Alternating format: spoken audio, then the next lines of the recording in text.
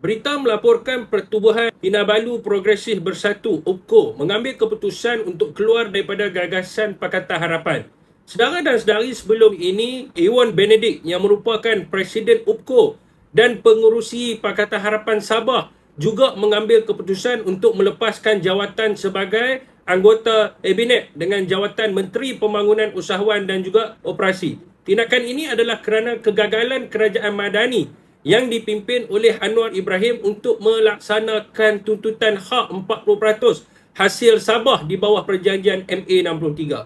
Saudara dan saudari, apa sahaja hujah yang diberikan oleh Anwar Ibrahim, rakyat mengetahui bahawa kerajaan dalam usaha untuk membawa dia punya kes ini ke Mahkamah Rayuan kerana enggan melaksanakan tuntutan rakyat Sabah untuk mendapatkan kembali hasil mereka yang telah dicuri puluhan tahun. Jika dilihatlah parti-parti yang masuk dalam pilihan raya di Sabah ini, kita tengok ada Warisan, Pakatan Harapan, GRS dan juga Barisan Nasional.